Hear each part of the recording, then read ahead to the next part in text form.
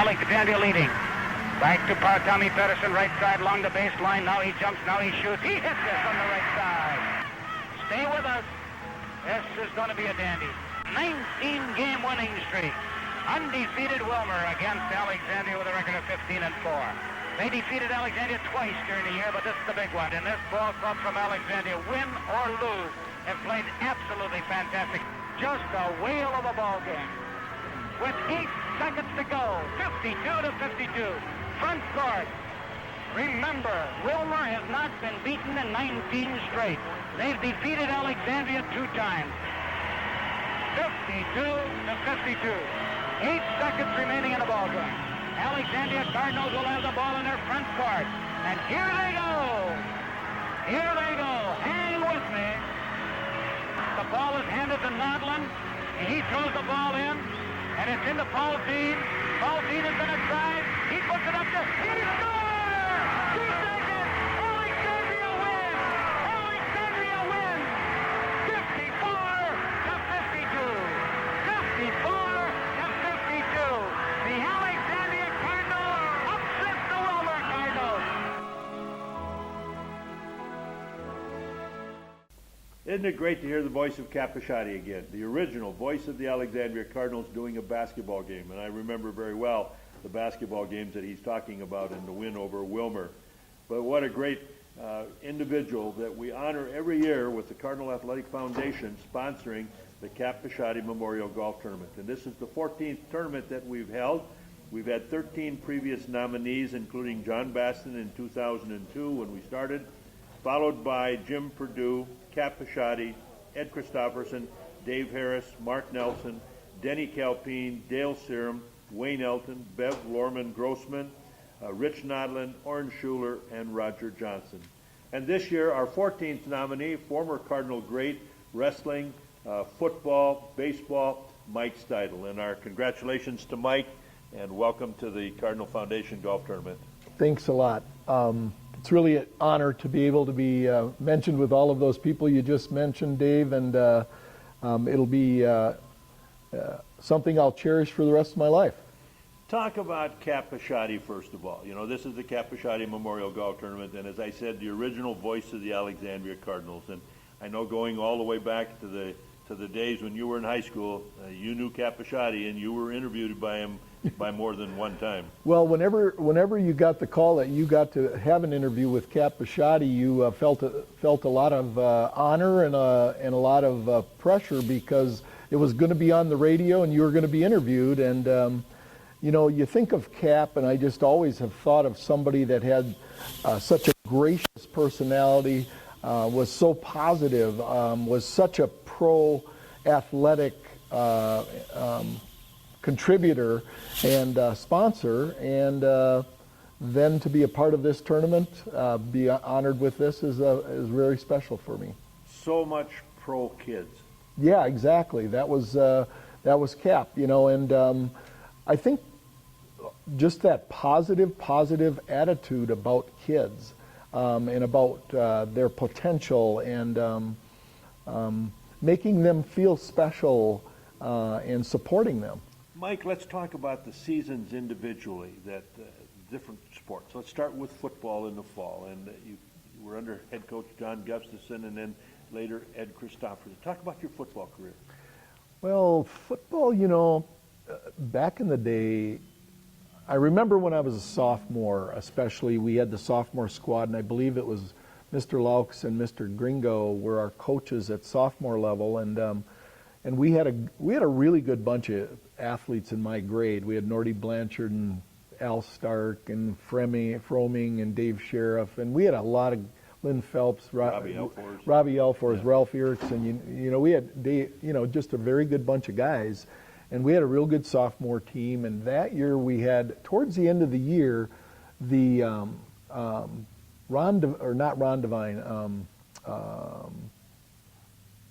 can't remember his first name, but Devine was like the fullback, and he was injured. Randy Devine. Yeah. He was injured and sprained ankles, and towards the end of the year, I got to go up and play varsity football as a sophomore, and I thought, boy, I've really made the big times now. And I had maybe had 1 or 2 carries, and I had 3 yards in the cloud of dust. And but I had had the opportunity to taste that as a sophomore. And as a junior then, we had some reasonable years. I played fullback and linebacker, and we had a decent team. And then my senior year, we really looked forward with our own group again. And, we ended up 7-1-1, and I think back on that now, and I think we maybe could have done better. I ended up missing a game and a half and almost 2 or 3 games on defense because I broke my hand in the second game, and I'd love to go back and be able to say I could have played all the downs that I would have liked to see if that would have changed the outcome. I remember one particular play in that season up at Fergus Falls.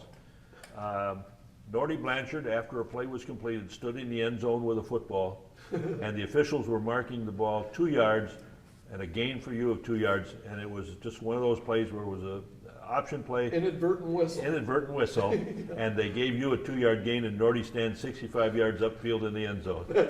Poor Norty lost all that yardage that he could have had on his record, and I gained 2 yards and never had the ball in my hand, and we ended up, we won that game, I think 28-0, and we had a good club.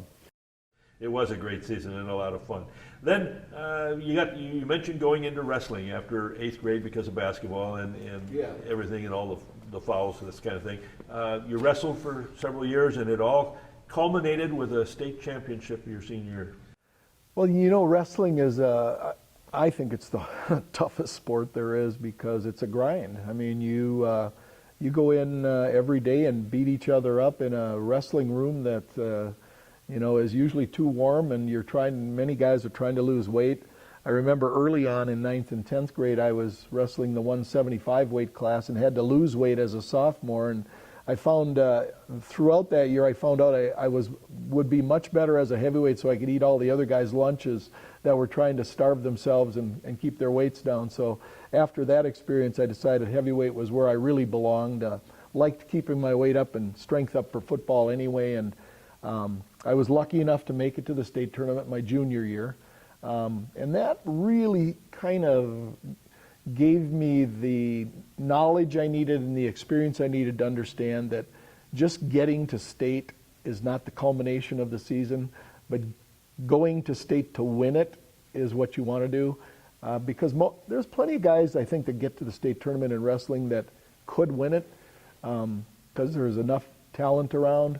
But there are only a few that actually believe they're going to win it. And in order to do that, you have to believe you're going to win it. And, that's what I've always tried to instill in anybody I've coached and tried to carry with me as I played any sports that I was involved with. Then baseball in the spring, catcher. Of all the sports, probably, I played more baseball in my life than I've played any other sport and loved the game. Well, that the Steidl name is well known for baseball. I mean, and even before you played in the days, and you talked earlier about your family playing baseball and the Steidls and everything else. And if somebody doesn't know Steidl and baseball in Alexandria, they probably haven't followed any baseball. Well, and when you look back in the early days of my youth in Alexandria, I mean, we played ball, high school ball, VFW, Legion, and town team ball. I remember as a sophomore, I'll bet you I played 70 games of baseball that spring with 4 different teams, and enjoyed that game immensely. Still love that game. Loved it all the way through, and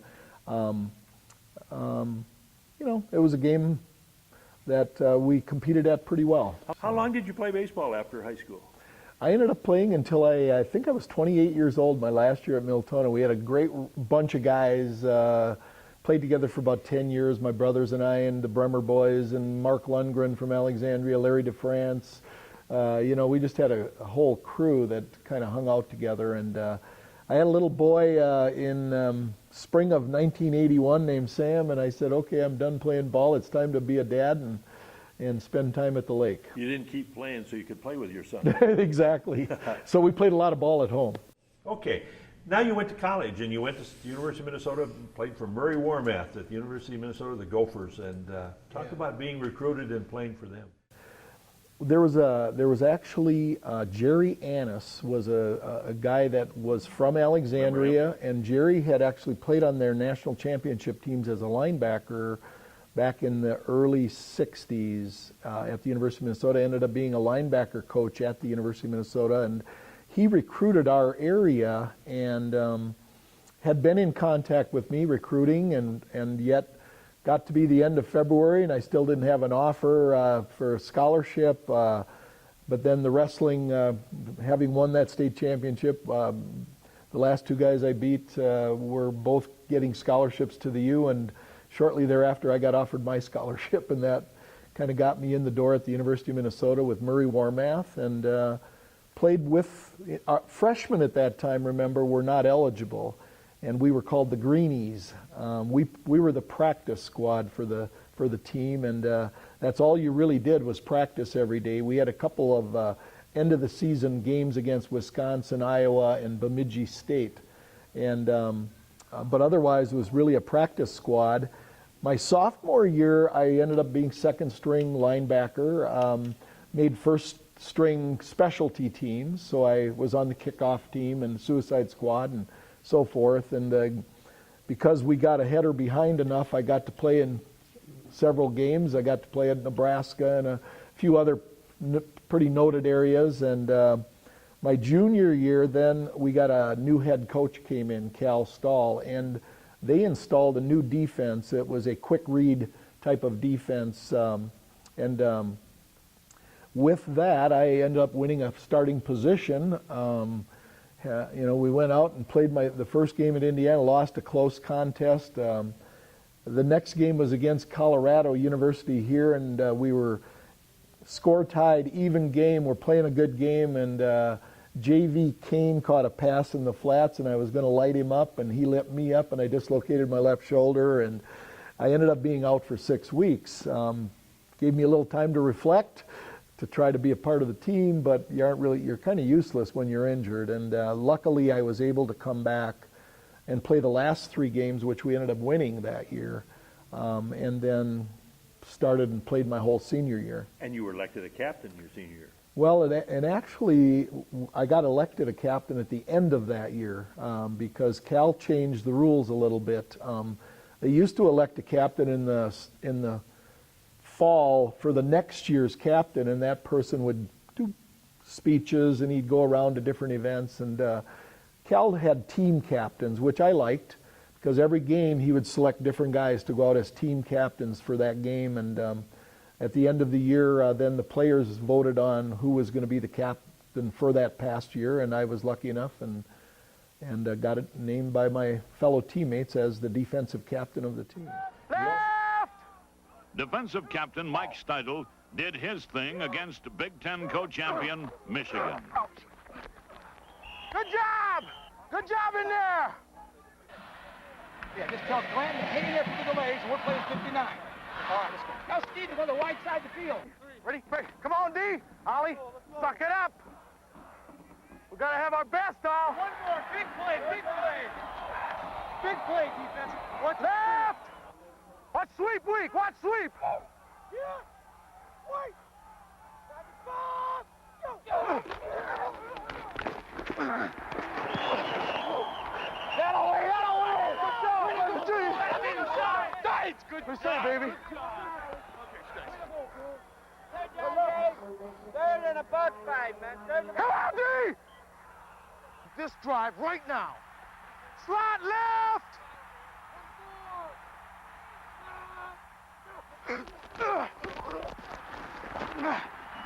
Do our thing, baby! Yeah!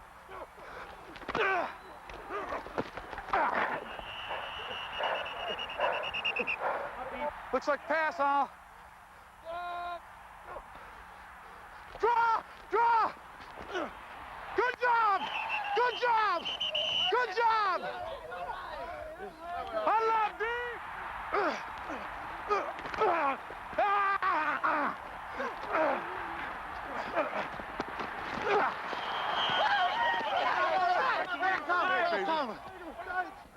It's a run!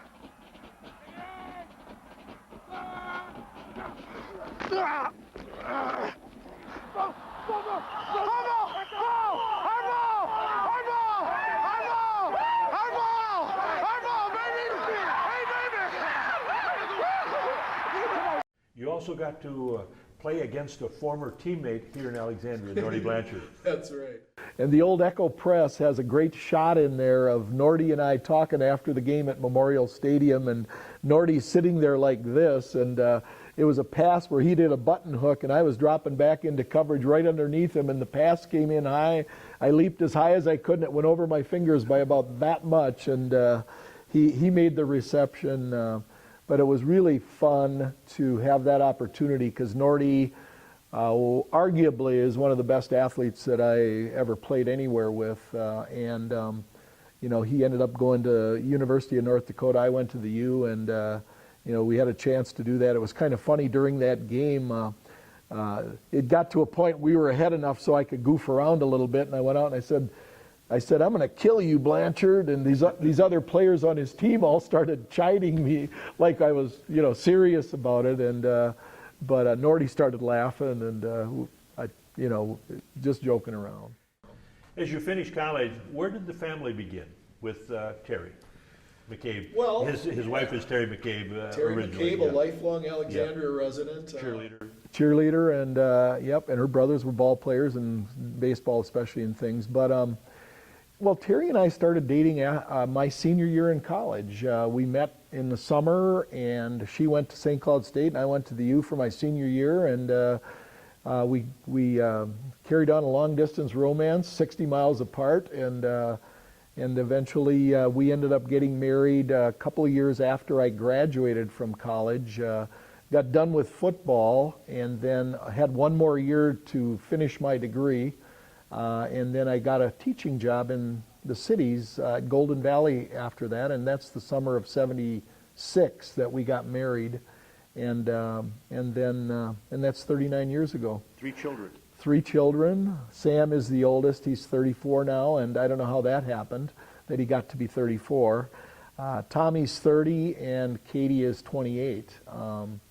Both Sam and Tom are in business with me, and financial planners with me at the office. Sam is married to Megan Weinrich, Megan Steidl now, and they have 3 daughters, Nora, Olivia, and Claire. Soon to have a new puppy. That's a yellow lab named Charlie.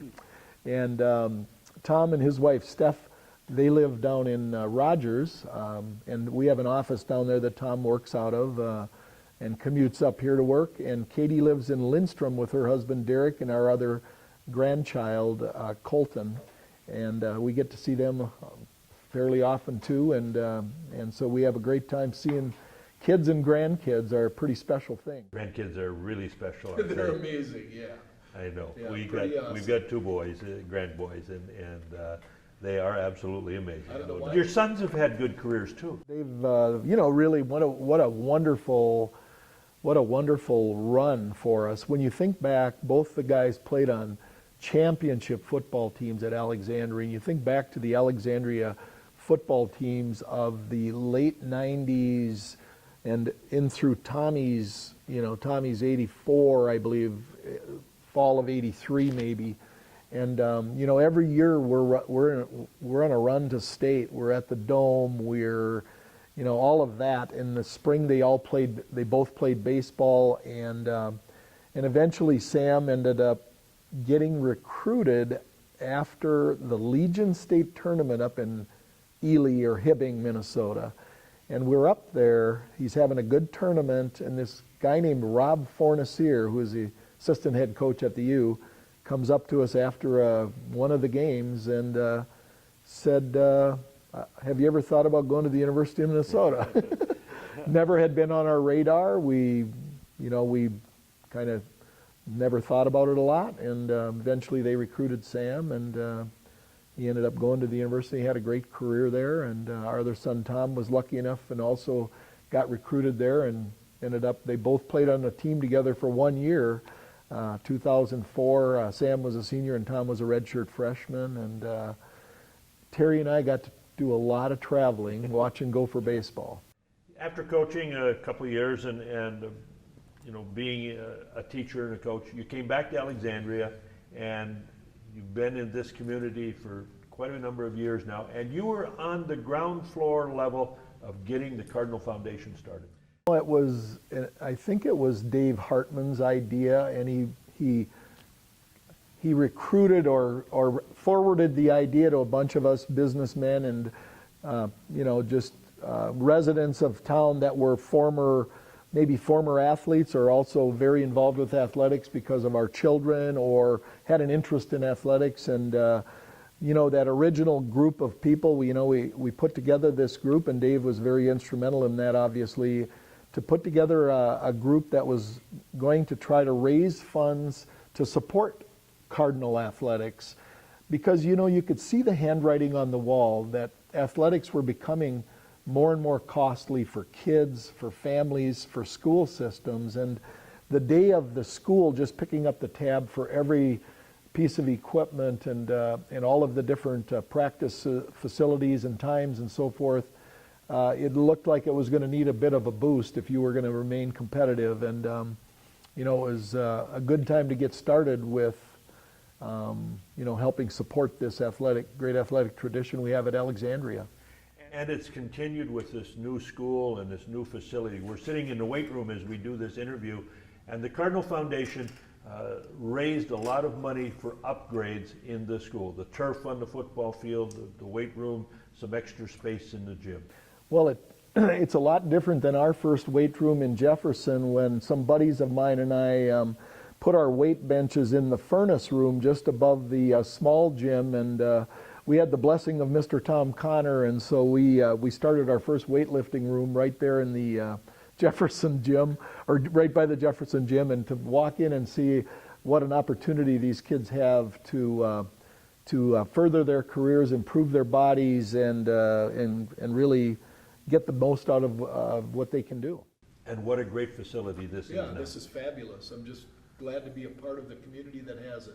It's been fun to watch football games on that new turf, and you see the kids in here working out and in the gym, and the softball fields, the baseball fields. It's a great accomplishment for this community to have this new school and this facility. You bet. It speaks highly of our commitment to kids. What's ahead for Mike Steidl? Well, we're transitioning our business so that I can get the boys more involved and take it over, and that process we're working on it. I still love what I do, and somebody told me a long time ago, if you love what you do, you'll never work a day in your life, and I think that's true. You bet. I have lots of things on the docket, and Terry and I enjoy getting away and vacationing together and meeting friends. Hitting the ball around the golf course a few more times than I should every time, but we've got a lot of things we like to do, and I've got a lot of pastimes. I'm an avid hunter and fisherman, and so I am lucky enough I've got the opportunity to do some of those things even while I'm still working full time. But I own my own business, which is a real blessing too. I can take time to do things, and got a wonderful bunch of clients that are friends, and all of that's pretty special. Our 2015 Cardinal Foundation Capasciati Memorial nominee, Mike Steidl. Congratulations, Mike, and best wishes. Thank you very much, Dave. It's been a pleasure.